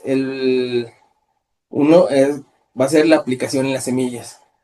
O sea que el primer contacto con la raíz va a determinar gran parte del éxito del inoculante durante todo el ciclo. Aquí, ¿qué vamos a hacer? Puede ser un recubrimiento de la semilla. Luego ya hacemos la inoculación con el biofertilizante para que cuando vaya a germinar, o sea, igual como dijimos, pues va a generarnos la parte de auxinas. Si si tenemos más auxinas, pues igual nos podemos hasta ahorrar la parte del enraizador. Y por lo tanto nos va a dar un mayor vigor y un establecimiento uniforme. La inoculación de la semilla es una de las estrategias con mejor relación costo-beneficio. ¿Por qué? Porque pues un bonchecito de semillas pues no van a ocupar como quien dice tanto producto. Igual aquí ya hay varios productos que que están diseñados para inocular las semillas, pero que vienen más en la parte nutricional y como quien dice, la viscosidad del producto que nos va a ayudar a que luego cuando apliquemos estos polvos se peguen mucho mejor. Aquí igual un plus que podemos darle, por ejemplo, ya dijimos que que los biofertilizantes nos van a ayudar parte nutricional y la parte de patógenos, pero por ejemplo, si quisiéramos darle un plus a esta aplicación en las semillas para que nos sirva contra insectos, aquí podemos usar también lo que viene siendo tierra diatomea. ¿Qué vamos a hacer? Podemos aplicar, puede ser melaza, mezclamos con la semilla. Esto pues nos va a hacer que la semilla esté húmeda y pegajosa. Aplicamos de preferencia algún consorcio de microorganismos, sino pues cualquier biofertilizante que tengamos, en forma de polvo. Lo colocamos, mezclamos y luego le damos una empanizada con tierra diatomea. La tierra diatomea viene de conchas de moluscos y demás. Si lo vemos en un microscopio, este viene siendo como si quebráramos vidrio, para que se den una idea. Por lo tanto, al tener estas microestructuras, si quiere llegar a algún insecto, así como luego se suele poner en México, que es bien conocido que ponemos eh, botellas y vidrios en las paredes, para que si alguien se quiere meter, se corte, hagan de cuenta que ese va a ser el mismo efecto que van a tener las tierras diatomeas contra los insectos. Van a querer llegar a comer y la tierra diatomea va a llegar y tómale, pues, le va a hacer microcortadas en la quitina y por lo tanto entra en contacto con el oxígeno y el insecto pues se seca. Adelante, por favor. Y la otra es aplicación al suelo. Aquí, pues lo que queremos, dijimos, es restaurar los procesos biológicos. Esto va a ser a largo plazo. Igual no es como que, o sea, si vamos a empezar con esto, pues es de irlo haciendo de tiempo a tiempo. Como les comenté, o sea, yo tengo en ese invernadero año y medio, dos, que he estado haciendo aplicaciones. ¿Por qué? Porque pues no es esto, les digo, es una comisión a largo plazo, no es como que queramos meter que una aplicación o dos, tres aplicaciones en un ciclo nos arregle años de mal manejo, ¿verdad? Pues, o sea, hay que ser un poquito conscientes. Entonces, por ejemplo, un suelo convencional que va a tener poca actividad microbiana, menor carbono orgánico, compactación y baja porosidad. Ya un suelo inoculado, vamos a tener una mayor biodiversidad microbiana. Digo, si tenemos mayor biodiversidad microbiana, pues igual los patógenos pues, van a andar más controlados. Digo, una mayor acumulación de carbono de suelo y por lo tanto, al tener mayor diversidad, más fertilidad biológica. Aquí lo podemos hacer con diferentes formas. Para eso los métodos de aplicación, incorporación al surco. O sea, literalmente vamos poniendo el biofertilizante cuando estemos generando las camas y demás. Y sobre todo, aquí hay uno que es compost enriquecido. ¿Qué vamos a hacer? Si, por ejemplo, normalmente, bueno, en el invernadero, cuando andamos preparando las camas, solemos meter compostas o lombricomposta. aquí podemos enriquecer esa composta. O sea, antes de meterla en el surco, agregamos el polvo, el líquido de nuestro biofertilizante, lo mezclamos y ahora sí hacemos la incorporación de ese compost porque ya va a venir enriquecido. También hay una forma que se puede hacer. Podemos usar estiércol. Normalmente lo que hacemos es colocar un contenedor, otro puede ser así algún contenedor de hasta 1000 litros. Ponemos otro arriba. En el de arriba, bueno, en el de abajo vamos a llenarlo con agua. En el de arriba vamos a poner estiércoles. Puede ser de borrego, de res y demás. Y aquí en el estiércol podemos meter lo que viene siendo desde roca fosfórica y así. Y ahí podemos igual meter los biofertilizantes. Vamos a hacer, tenemos que tener una bombita, tenemos los dos. En el del agua va a estar la bomba, lo que va a hacer es llevar el agua, hay que ponerlo de una forma de que se distribuya por toda la zona. Y ahí el agua va a ir cayendo y ¿qué va a hacer? Va a generar un lixiviado de las, del, del estiércol. Recuerden, por ejemplo, no sé si cuando han aplicado estiércoles no se observa un efecto. O sea, cuando aplicamos compostas y estiércoles lleva un proceso de humificación. Tenemos materia orgánica y luego se convierte en humina y luego en ácidos húmicos y luego en ácidos fúlvicos. Ocupamos que llegue a los últimos para que sea usado. Por ejemplo, luego me ha tocado aquí con muchos alumnos de que quieren hacer en lugar de una fertilización química, quieren hacer una fertilización orgánica, y solamente ponen estiércol. Pero pues no se va, o sea, ese estiércol necesitamos que se dé esa descomposición para que se libere todo lo que está en la parte estructural del estiércol. Por lo tanto, estamos diciendo que ocupa tiempo. Aquí lo que vamos a hacer con eso es que los mismos microorganismos, bueno, igual los microorganismos son los que van a hacer esa degradación un poquito más rápido. Si tenemos el estiércol con la roca fosfórica y demás, con microorganismos, esos microorganismos van a ir desdoblando todo eso y lo van a poner de una forma que venga más biodisponible. Esto, en cuenta, dijimos, tenemos el de abajo con agua, el de arriba con el estiércol y demás. La bombita vamos a vamos a prenderla unas 3, 4 veces al día, unos 15 minutos, bueno, que se baje la mayor parte del agua y luego ya cae en el estiércol, baja y así, y nos vamos hasta unos 25 o 30 días y eso ya ahora sí, ese lo podemos aplicar directamente, ese ya va a tener disponibles los nutrientes y aparte viene enriquecido con los microorganismos. También, no nada, pero hay que tener cuidado, que aunque digamos, no, pues son lixiviados con microorganismos, podemos aplicar todo lo que queramos, no, hay que tener extremado cuidado. Estamos hablando de que ese compost vamos a aplicar de 5 a 10 litros por hectárea y en intervalos de cada 15 días. Si tenemos un suelo muy desertificado, ahí podemos hacer un poquito de unas 4 o 5 aplicaciones a los 5 días y luego, bueno, a las 7 días a la semanita y luego ya irlo separando un poquito más. Porque en mi experiencia, algunos productores pues dicen eso, ¿verdad? Son lixiviados sin que no pasa nada y los aplican como agua de riego casi y a unas dosis muy, muy altas. Y luego, perdón, se me pasó a decirles, este lixiviado que sacamos, vamos a diluirlo, o sea, todavía hacemos una dilución de hasta un 50% para que no vaya a pasar problema. O sea que si hacemos eso, vamos a tener bastante lixiviado por enriquecido. Digo, les contaba la experiencia, a algunos productores pues dijeron, no, pues no pasa nada, viene el estiércol, y lo pusieron uno lo aplicaba cada 3 días, y casi como agua de riego, y ¿qué pasó?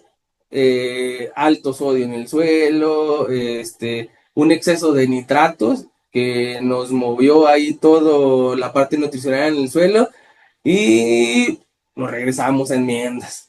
¿Por qué? Porque pues les digo, hay que tener extremado cuidado. O sea, les digo, aunque venga que sea orgánico, que venga de estiércoles y demás, hay que tener extremo cuidado cuánto aplicamos. Siguiente, por favor. Ok. Aquí creo que esta es una de las formas que si ya tenemos un cultivo establecido, mientras no sea temporal, ¿verdad? Que tengamos riego, va a ser una de las formas de mejor aplicación. ¿Por qué? Porque llevamos los microorganismos directamente a la rizósfera. La fertilización nos va a permitir una distribución uniforme y eficiente de los biofertilizantes. ¿Cómo va a ser? Aquí tenemos el esquemita central, tenemos el tanque de preparación del inoculante o del biofertilizante, lo filtramos y luego lo aplicamos por goteo. Ya al aplicarlo por goteo, pues va a llegar directamente en contacto con la rizosfera. Y luego, ¿cuál fue uno de los puntos que les comentaba? El agua, ¿verdad? Si tenemos que tener una buena cantidad de humedad para que se dé una buena colonización, que se establezca de forma correcta el compendio de microorganismos. Por lo tanto, pues estamos matando a esos pájaros de un tiro, porque estamos metiendo los biofertilizantes, pero estamos metiendo agua para que igual se establezca de mejor forma. Igual hay muchos que, por ejemplo, lo que hacen es que toman los productos ya comerciales, lo ponen se me fue el nombre, con levadura, y lo dejan 2, 3 días, que empiece y con melaza, y para darle energía a los microorganismos que tengan comida, para que empiecen a comer. Entonces, ahí lo que quieren hacer es aumentar, como quien dice, las unidades formadoras de colonia y luego ya los aplican. Algunas casas comerciales van a decirles no se requiere. ¿Por qué? Porque pues ya el producto ya viene diseñado para que lo apliquen directamente. Aquí pues ya puede ser de gustos. Si ustedes tienen tiempo y demás para poder hacer esto, pues adelante, ¿verdad? Si no, pues simplemente pues aplicar directamente los biofertilizantes como vienen del producto. Entonces, ¿qué dijimos? Que nos va a ayudar la aplicación mediante riego con una distribución homogénea. Ya entra directamente en contacto directo con las raíces y sobre todo pues tenemos una menor manipulación del producto. Es compatible con programas de fertilización y aquí pues lo ponemos ideal para tomate, pepino, chile y berries, que es donde como por el mercado pues se paga un poquito más y es donde tenemos más sistemas. Igual cabe señalar de que normalmente, por ejemplo, hacemos fertilizaciones de lunes a viernes y normalmente luego los sábados y domingos los productores suelen aplicar solo agua. Entonces, estas aplicaciones las aplicaciones de los biofertilizantes, las podemos hacer en esos días que no estamos aplicando la parte de los fertilizantes. Siguiente, por favor. Por ejemplo, aquí miren, este es con un productor que estamos asesorando. Aquí tuvimos problemas de que se nos descompuso la bomba, electroválvulas y de esos de que llega así mediodía y las plantas dormidas y camas secas. Y luego problemitas de que, de hecho esto fue en una orilla, el invernadero tiene un cierto desnivel y en la orilla y luego empezaban a dar riguitos un poquito más pesados para tratar de recuperar esa humedad. ¿Y qué pasó? De que por el desnivel justo donde tomé esa foto, pues un exceso de humedad. Y pues si ven, o sea, traemos buena raíz a pesar de todo el problema que pasó. O sea, este es en tomate, o jitomate rojo, dependiendo de cómo lo conozcan en su región.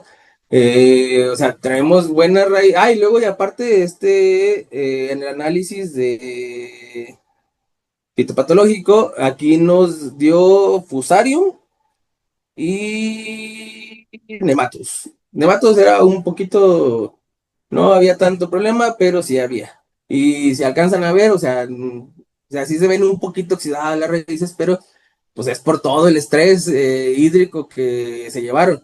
Pero si se fijan, no tenemos ni nódulos, ni problemas de cualquier otro tipo. Y les digo, y tenemos una buena cantidad de raíz, a pesar de los problemas que se dieron.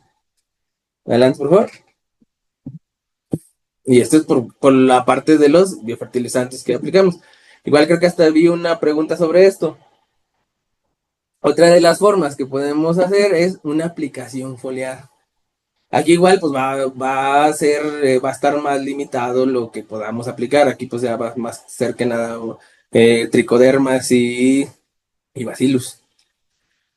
Aquí normalmente siempre tiendo a explicarlo de esta forma. Hagan de cuenta de que ustedes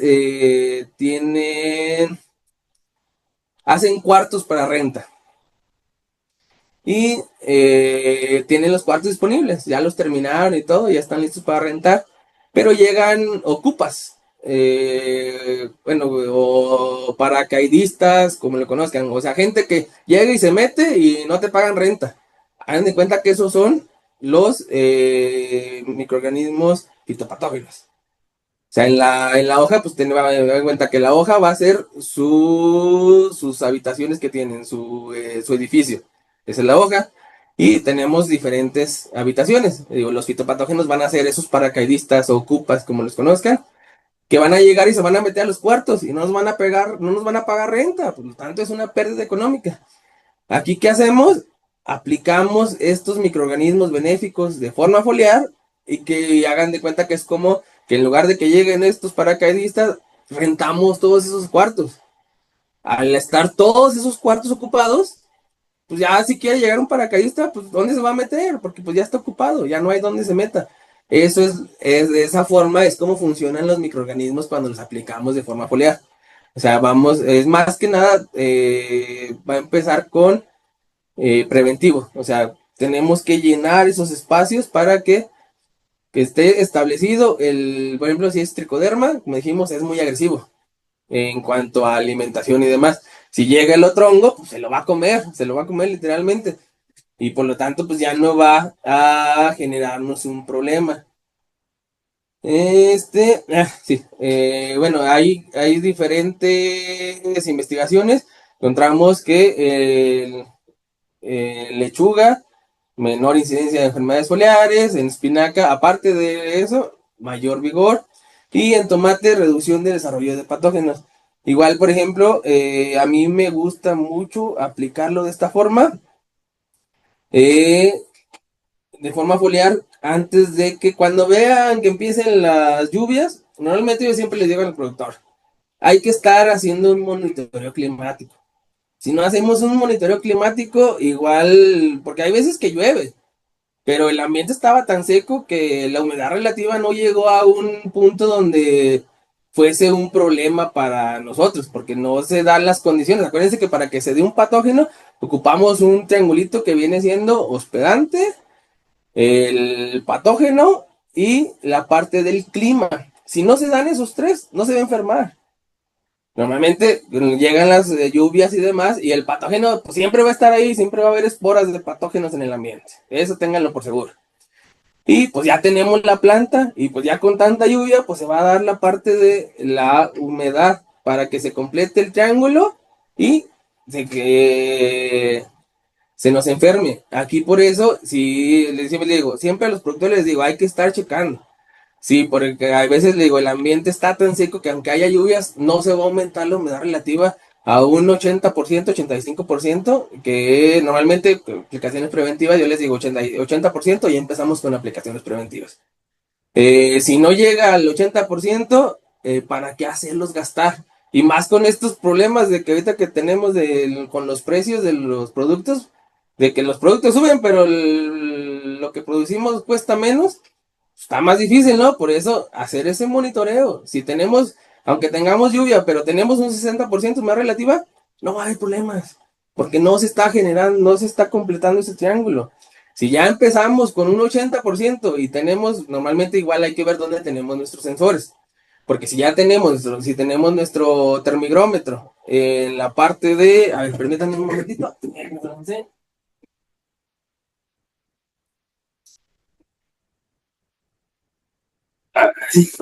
Aquí normalmente pues, tenemos el termigrómetro, va a tener dos sensores, uno interno y uno externo.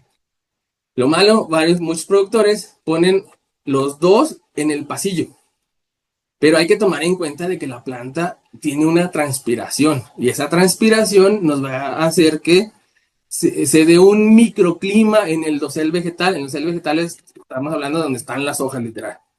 Si tenemos ese microclima, se va a aumentar la humedad, porque tenemos más humedad, tenemos la transpiración. Por lo tanto, si ya tenemos un 70% en pasillo, entonces quiere decir que en el dosel vegetal ya vamos a andar en un 80-85. Quiere decir que ahora sí, ya hay que estar aplicando preventivos. Por eso, la mejor, como que dice, instalación, en el pasillo para poderlo ver y este sensorcito va a ir junto con el dosel vegetal. Póngale unos 20-30 centímetros del ápice y lo vamos moviendo. Por eso, vean, tiene una cantidad grande de cable para irlo moviendo conforme va creciendo nuestra planta. Así vamos a tener el control del pasillo y en el dosel vegetal. Ya cuando en el dosel vegetal ya andemos en 80-85%, ahora sí, hay que hacer la aplicación. Podemos hacer aplicaciones con Trichoderma bacillus y asegurar de que pues, nuestra planta no se nos enferme. Sobre todo por la parte de los intervalos de seguridad. Porque, por ejemplo, si estamos cosechando, digamos que cosechamos el miércoles y el martes nos cayó un aguacerazo.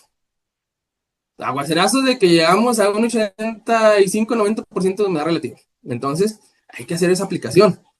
Y si ya teníamos la gente contratada, ya teníamos todo para ese día, y por el intervalo de seguridad de otro producto, tendríamos que mover esa cosecha. Y si va, por ejemplo, en tomate para empaque, pues ya puede ser que los que estaban un poquito más rayados, ya para cuando movamos esa cosecha, ya no nos van a servir para empaque, ya vamos a tener que venderlo a rojo y nos van a pagar menos. Por lo tanto, aquí podemos usar esta forma de microorganismos, biofertilizantes, Trichoderma bacillus, y llenamos ese espacio, no le damos espacio a que el patógeno se desarrolle y no tenemos intervalo de seguridad. Lo aplicamos el martes y el miércoles estamos cosechando sin problema. Ese es una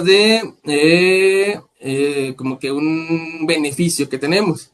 Pues ya nos va a dar un biocontrol de patógenos, igual nos va a hacer una mayor actividad antioxidante.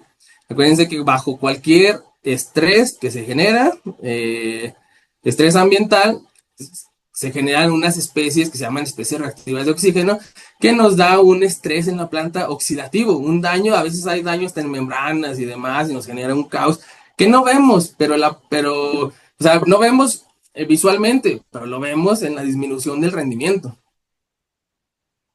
Y por lo tanto, pues nos va a dar una mejor resiliencia también ante el estrés ambiental y pues nos va a producir metabolitos antimicrobianos, como ya habíamos hablado de algunos, como la surfactina, la iburina, vincicina y demás.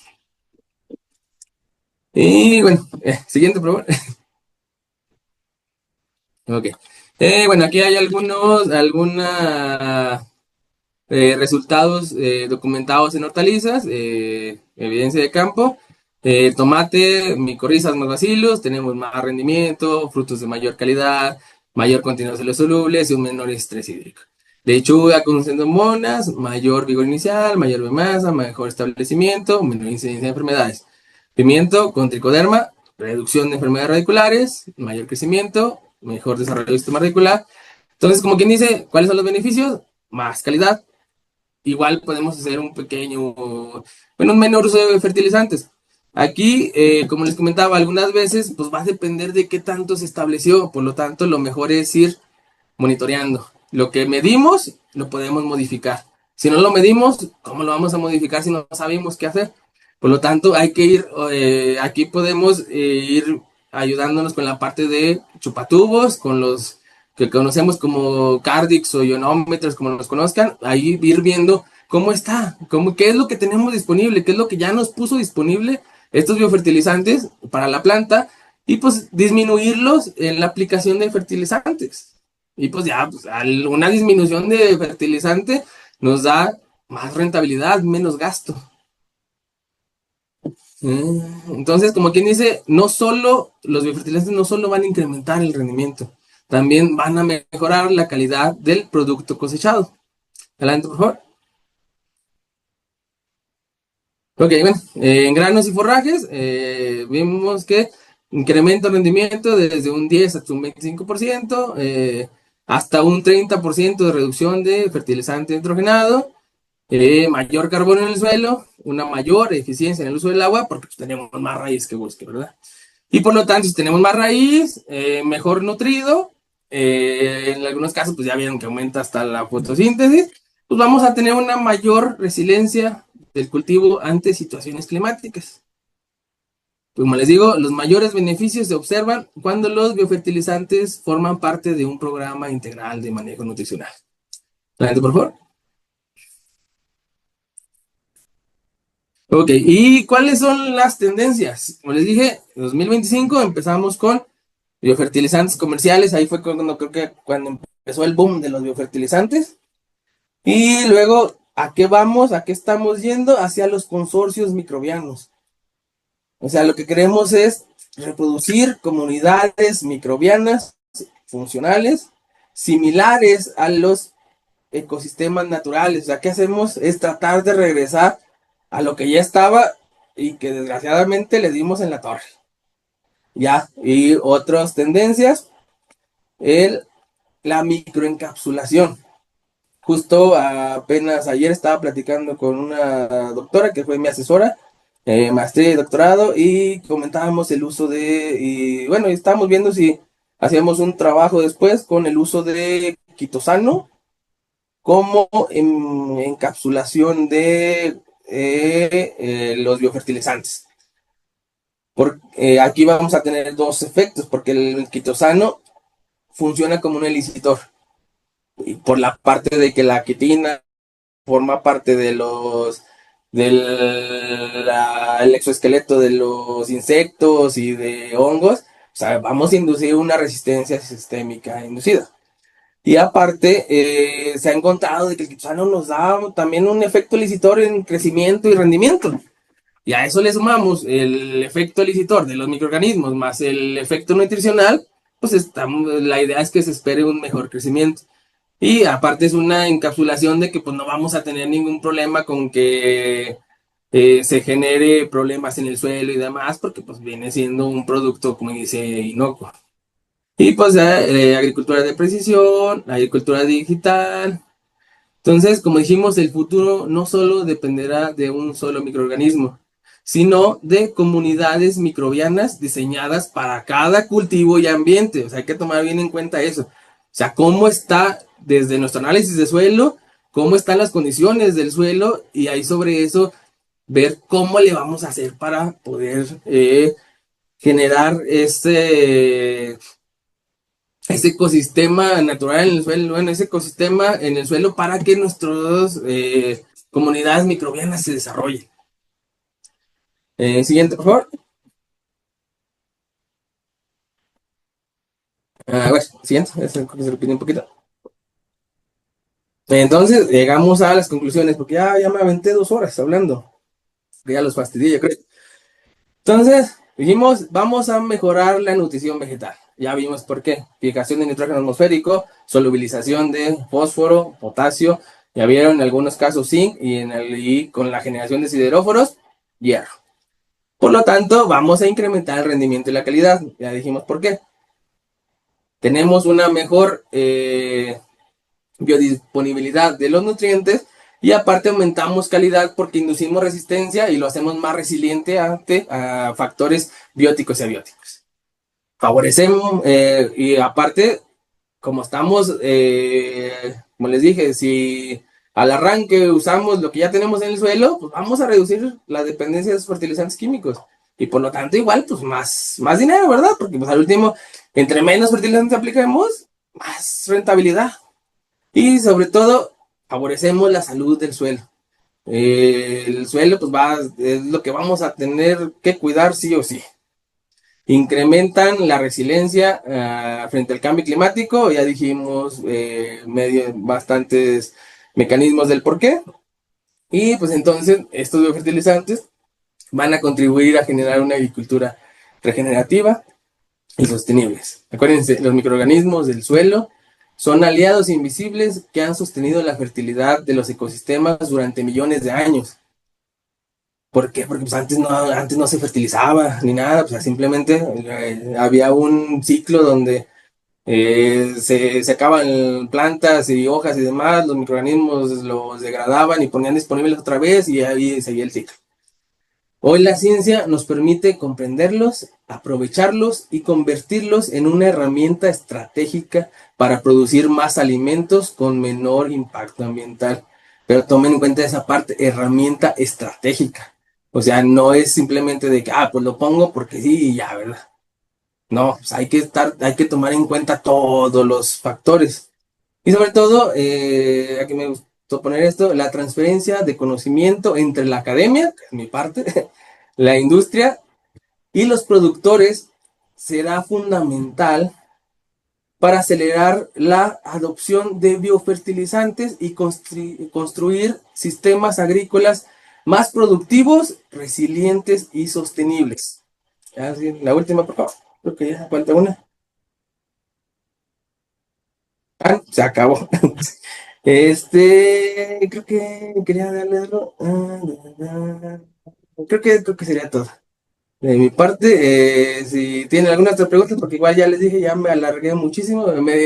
Creo que me van a regañar. Me dijeron, prepara presentación para 1 hora. Me pasé. Fueron 2 horas. No se preocupe, Igual, doctor. Aquí, quiero agradecer mucho a la UNFAC y al Grupo Teco por la invitación. Gracias a ellos es que estoy aquí presente con ustedes. Y gracias a ustedes porque ya les quité 2 horas de su tiempo. De mi parte sería todo y muchísimas gracias.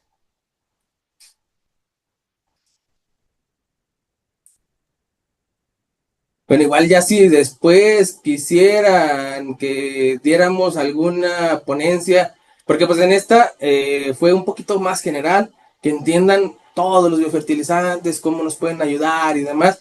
Si ya después quisieran algo un poquito más específico, pues ya le ponen ahí en los comentarios a Grupo Teco y UNFAC, que ya que ellos me contacten y nos vemos de nuevo. muchas gracias, doctor, muchas gracias.